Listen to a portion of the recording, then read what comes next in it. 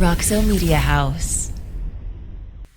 Welcome into Dissecting the Frogs, presented to you by PlayActionPools.com. All of your office pool needs over there. And Maggie Hale here alongside Dave Beaudin.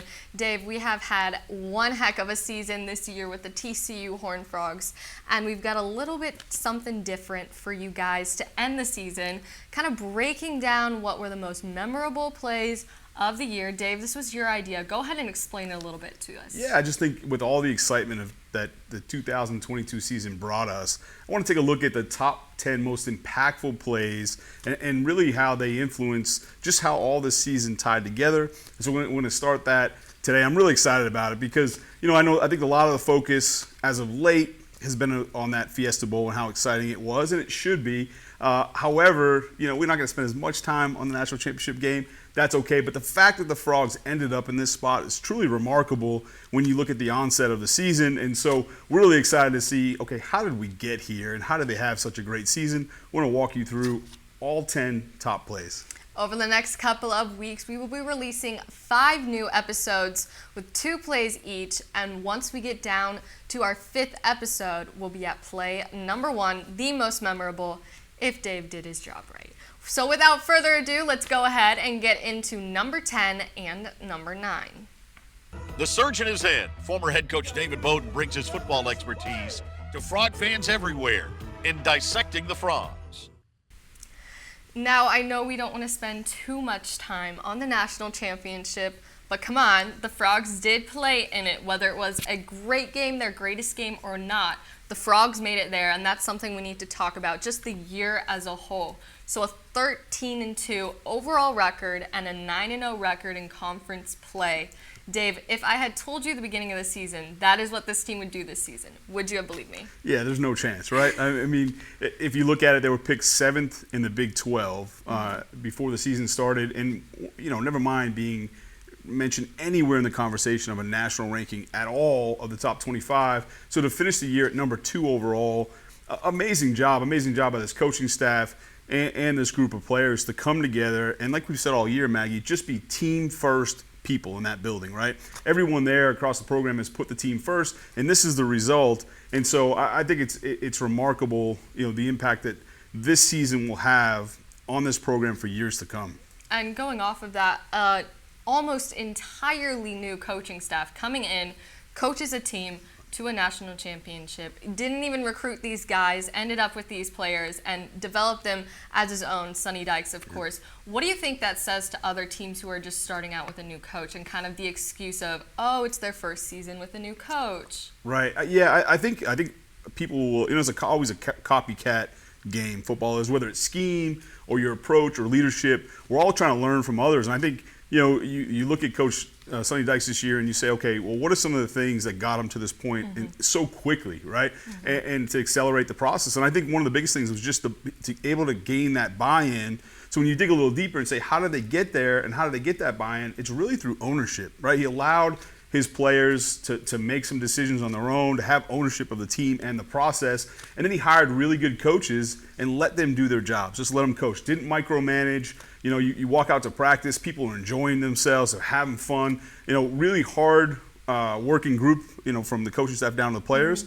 But really it started with the head coach who just said, hey, let's enjoy this thing, right? This is going to be, some of the best years of your life. Let's enjoy it. Let's take ownership, work hard, be accountable. And like you said all year, just do your job. And clearly that worked out for him. Absolutely. And you brought up a great point earlier about culture and kind of what this did for TCU as a whole. I mean, there's an academic side and there's just an overall athletic side. So first, let's get into academics. How in the world could TCU getting to the national championship have affected their academics? Yeah, it's interesting. You look back, there was a study done by Harvard years ago. It was after Doug Flutie for Boston College threw one pass, and it was called the Flutie effect. He had one pass against the University of Miami. It was a Hail Mary, and it brought him all kinds of recognition. Doug Flutie ended up winning the Heisman Trophy. And so in that point, they talked about the spike in admissions, right, and the spike in applications. And the same thing's happening to TCU. As they grow their national brand, there's an increase in admissions. Okay, so you look at that, you look at all the different numbers. Now, when you have that many more applicants, you can be much more selective. When you're much more selective, you can raise your academic profile. So there really is a direct link between athletic success and all the exposure and notoriety that comes with it and your academic profile of your school. A lot of times those two things, people can't connect the dots, but it's really a pretty easy one to connect. And then obviously something a little more easier to connect, I think, in everyone's minds is raising the all-around athletic profile. So what kind of things have you noticed within other sports or possibly that new athletic facility that they announced they were making? Yeah, absolutely. I think, everything's clicking right now for TCU athletics, and you got to give credit to Coach Dykes, as we talked about, and his staff, and also Jeremiah Donati and the athletic director, and for the job that they have done. But to release it was really good timing to release announce a new capital campaign for the Human Performance Center, and that's up and rolling. They expect to break ground in 2024, so that speaks for itself. But then also just all the other sports, right? A lot of times athletes want to go to school at places that they have success in those high-profile sports, so that helps their recruiting. If you look at recruiting already for TCU, it's already had an impact, whether it be high school rankings being ranked anywhere in that first high school class. It's a 15, top 15 in the country. Some say top 20, but no lower than that. That's really remarkable for TCU to be in the conversation with the big boys. So you look at that. You look at the transfers they've brought in, a bunch of former 5-star players.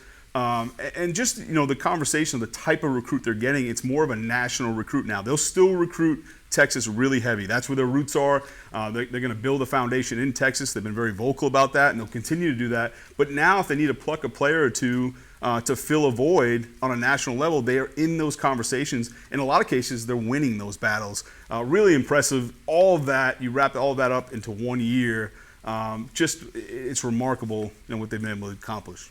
Absolutely, and just kind of talking about a little bit deeper that recruiting as a former high school coach, what kind of advice would you give to those high school recruits that are coming in and kind of looking around at TCU, hoping to win a natty with them? Yeah, I think one of the things I tell them is that this is a repeatable process for TCU. This is not a flash in the pan. This is a group that they built this thing the right way. They didn't just go out and purge their entire roster and just bring in mercenaries and it's a one and done. This is something that is sustainable for TCU. And so I'd say, hey, look, this is not something that, this is something that you can achieve, certainly, and you can replicate this, with the right players and the right recruits and guys who want to buy in and continue to buy in. I think they're going to have a lot of success here as the years go on.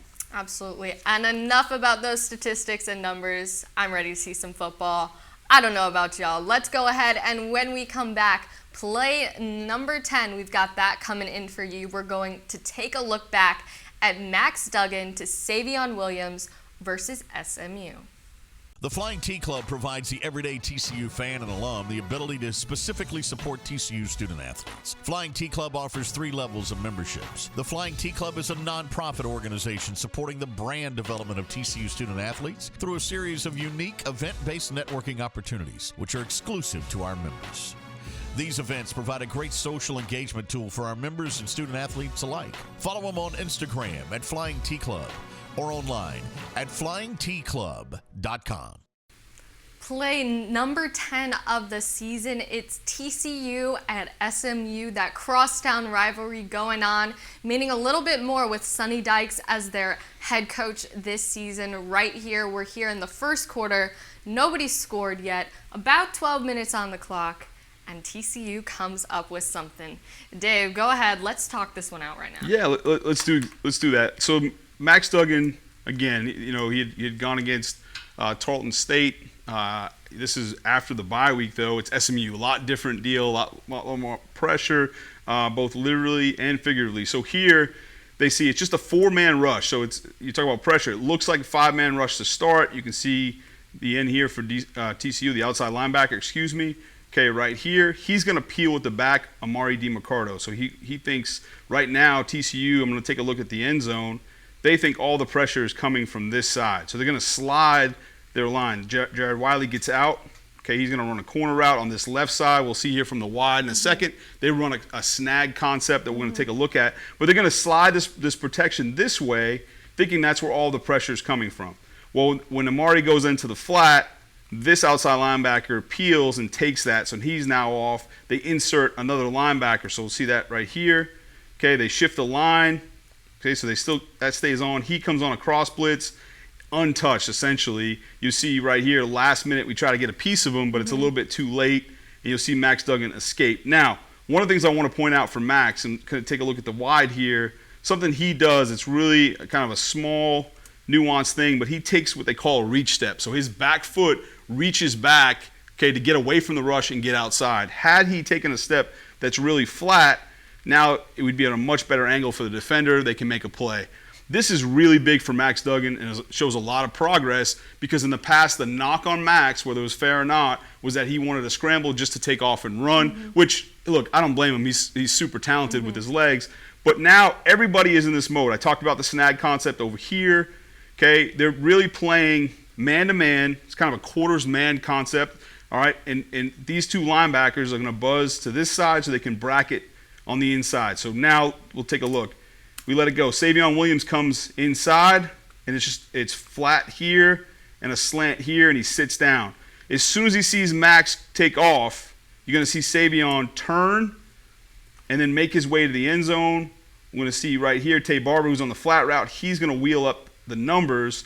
And so everyone's doing their job in scramble. They see Max, and that comes with repetition. That comes with trust on both ends. And now Max on the run is able to flick it out there for a great catch by Savion Williams for the touchdown. And this set the tone for this SMU game here on the road in Dallas to go ahead and score a touchdown on really what was essentially a broken play. Absolutely. And as Dave has said all season long, football is a game of momentum, and that counts even just in specific games. Right here, Max Duggan, what was this? Oh, this was his start for the Max Duggan for Heisman campaign. Crazy to think we had no clue what would be happening after this SMU game.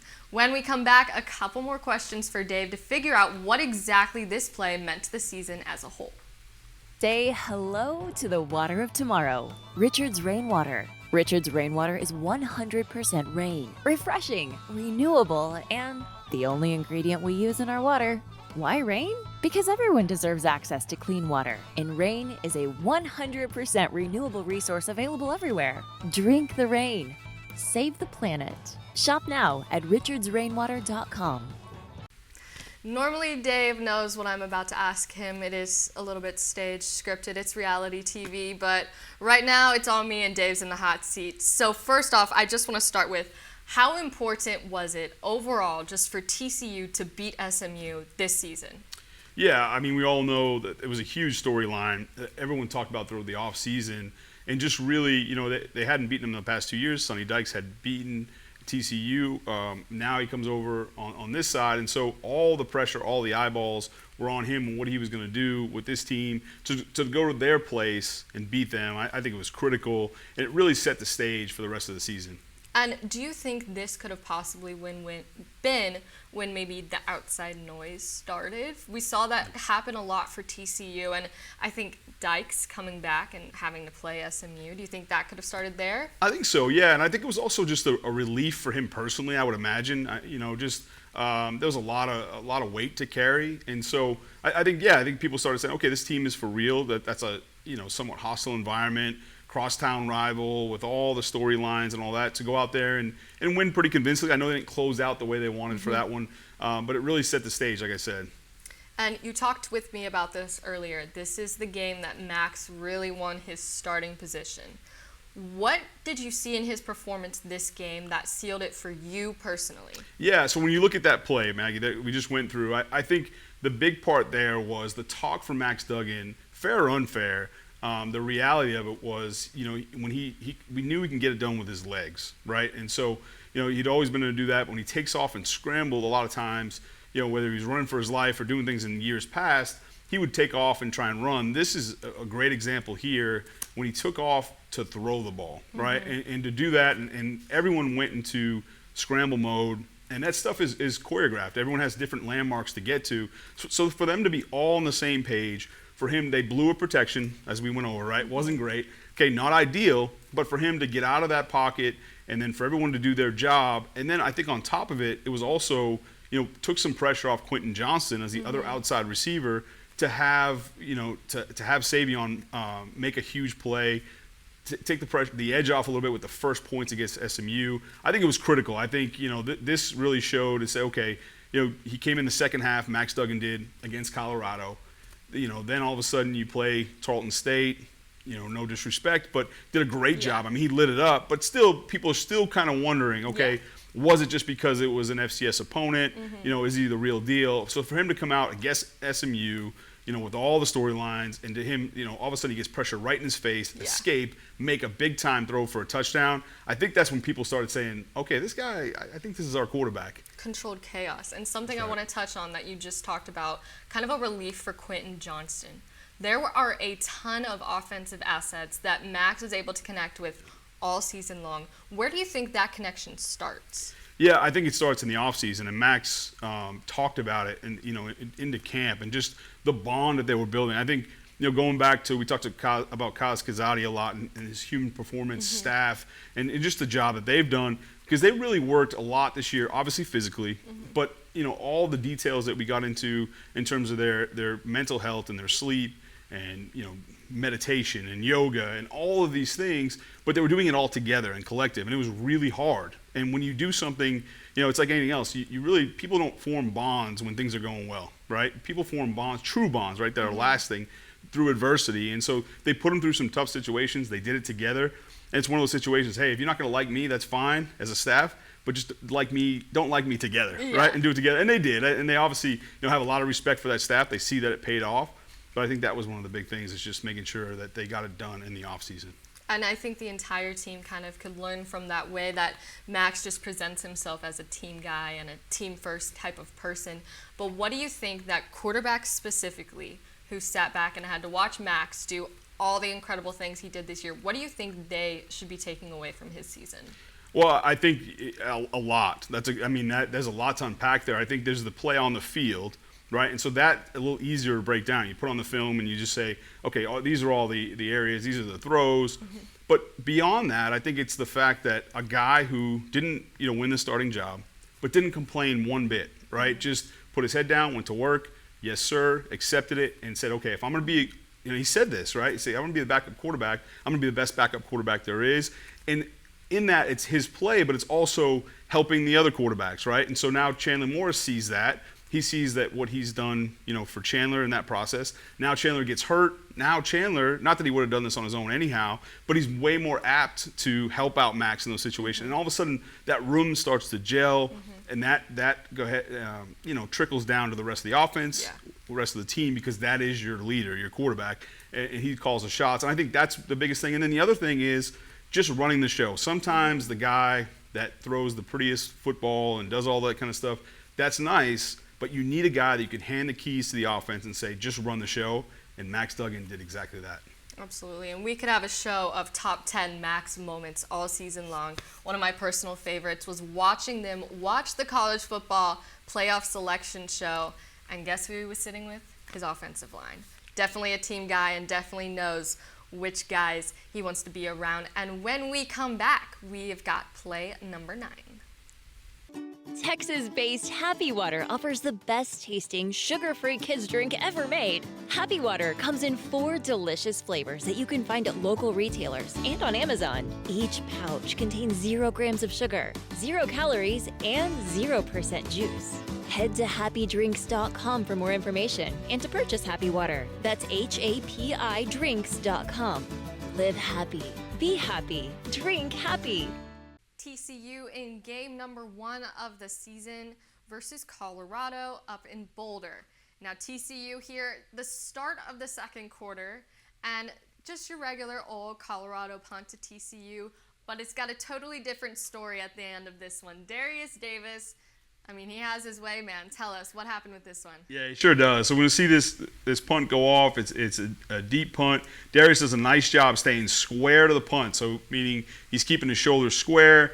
He does a nice job tracking the punt. He knows that that's a nice spiral. He's going to read the nose of the football, and as it's spiraling, he knows as soon as it turns over, it's going to drop, and so he does a nice job squaring up. Then the second thing he does really well is come up the field first. Now, this return is going to be set to the field side, so over here, but he comes up the field first to kind of get these guys from Colorado to converge on the punt return before he can break it out loose. Had he just taken this thing and tried to go here right now, then as you can imagine, everyone would redirect immediately, okay? So that was the first thing that he did specifically. Now, let's take a look at some of these blocks here. Okay, you see them using the back almost like a basketball screen. We used to call it a hit by, throwing that hit by and then just shielding them, okay, with their body so that there's no block in the back. So we see one here. We see one here. We're going to see one late. We're going to take a look at the end zone really quick. Okay, you can see the rush side. All right, this is a hold up. This is a punt return all the way. Mm-hmm. The reason these guys are rushing, and we get a huge hold here, it wasn't called, but these guys are rushing just to make sure the punter punts the ball away. Because had they all bailed out quickly, then Colorado can either just take off or they at the very least can hold the ball for a long time, allowing their coverage to get down the field. Yeah. So they have to rush here, and then they'll return back to this wall here, okay, after they rush the punter to insert themselves into the play for the return. You'll see them hustling doing that right there. Okay, we'll get a good look at Jaquarius Spivey on the first one. You can see him trying to set this thing up already. Really smart, really alert play by Spivey here. And throw his hit by and just block him with his back so he doesn't get called for a block in the back. Okay, you have the same thing here. Chase Curtis does the same thing. He's got that airplane thing going. He's going to get right in front of him, do the same thing, and just box him out like he does in basketball. And then late, okay, you'll see Blake Noel down here kind of hustling his tail off. Okay, trying to get in front and throw that last one, make sure he's getting in front and uses his back. Even though he gets thrown out of bounds here, that's a big play or doing a great job for Darius to be able to get in front of him. So just amazing job by this unit as a whole. You can see that second layer. This is a nice design by special teams coordinator Mark Tomadol to get that second layer of protection here for the punt return. And everyone's doing their job, and I love it. Absolutely. Definitely the mantra of the season. Do your job. And the momentum here, obviously, we've got to go with the special teams. So a deeper dive into special teams, Darius Davis, and all things Mark Tomadol when we come back. Simply the best barbecue in Fort Worth. Dine in, catering, or drive-through. 2900 Montgomery, just off I-30. Remember, the best barbecue in Fort Worth is at Railhead Smokehouse. Darius Davis, once again, just being an incredible athlete for TCU as a whole. And what kind of... I'll start over. Okay. Okay. Darius Davis and that punt return definitely super important in this game. And as we've been talking about, a lot of impact just for the entire season can come from just one single play. And this one, it was Darius Davis on a punt return. What do you think this kind of says about Darius as an athlete, that he can catch plays in an offensive scheme, but also just be that guy to score those points in a special teams? Yeah, he's just a weapon, right? And you got to account for him anywhere, at all times, really, whether that's in special teams, on offense. You have to know where Darius Davis is. And so that everyone knew that sort of going into this year, but right off the bat, as the first offensive points for TCU for the season was Darius Davis on this punt return. You look at it and say, okay, well, there's no drop off. If anything else, he's raised his game yet to another level. So I think that really just made a statement for him and for the rest of the Frogs team. And then speaking about opposing team scouting reports for Darius Davis and TCU special teams as a whole for this season, is it kind of, because I know as fans we get a little frustrated, we're like, come on, kick it to Darius, I want to see him run it, I want to see him take it back. Would you consider it a compliment when other teams refuse to kick that ball to him? Absolutely, yeah. And not only as a compliment, there's an impact as well in that, just that alone, because just the field position game, right? When you look at the stats, and I promise you, we won't bore you, Maggie won't get into all of that right now, but there is the probability of scoring, depending on where you receive the ball or start your drive, goes up dramatically as you go down the field. And so those percentages, you can see it. And so that alone, that field position battle, just by not kicking to them, they're losing 10, 15 yards at a time where they give up by just punting it out of bounds, or where he can't get it. You're losing hang time, you're losing distance on your punt by doing that. But the opponents will take that. But then the drawback for them is that you give up some field position. So it has so many different ways it can impact a game. Mm-hmm. And they brought in Coach Mark Tommerdahl this season to help out with the special teams, to really just create kind of the weapon that we've seen them use all season long. And we've gotten the chance to talk to him. What do you think has been the most impactful thing that he's been able to get done with this team? Yeah, I think that's a great question. First of all, Mark Tommerdahl is probably one of the greatest people in this game. Just a great man, and somebody that I think by him he'll tell you, look, I'm special teams only. And it's funny because, and I always smirk because I know that means, doesn't mean he's not working. He's constantly working and working to help those special teams. And the kicking game has so many different, it brings out a lot of situational football. So, when you practice all these different situations, the kicking game's a big part of that. So he's a big part of that. But I think the biggest thing to get to the point is that he can spend time with these guys, right? Because they don't know if you're coaching another position and you have other responsibilities. Then a lot of times during practice, during meetings, kickers kind of just get left on their own accord and say, "Hey, go work on this," right? But he's with them, and so he's working on every single detail. And I think that does two things. One, obviously their fundamentals and that side of things, but also, they're able to instill. He's able to instill some confidence in them. You talk to them about, hey, you have a chance to play at the next level, and all things that they may have not had heard before. Mark Tommerdahl was able to do that and talk to them about that and build them up, and we saw the results on the field. And we know how much pressure those guys can face, and obviously Mark along with that. But do you think that there is enough pressure to kind of just whenever the game's on the line and they've got to score that special teams point, how is that different from the play we saw here where the game wasn't on the line yet and there was nothing kind of tying Darius to this touchdown? How important do you think it was that he was still able to get that done? Yeah, I think, again, it goes back to what we talked about earlier in the show with Sonny Dykes about doing your job. I think regardless of the situation, regardless of the point in the game, it's all about doing your job at that moment, right? And the only play that matters is the one right in front of you. And so they did a really nice job of sort of treating every play like it has a life of its own, right? Not letting a bad play beat you a few plays down the road and then not getting too high where you're kind of coasting into the next play. And so I think all that fits into their whole team dynamic. Special teams is no different when it comes to that.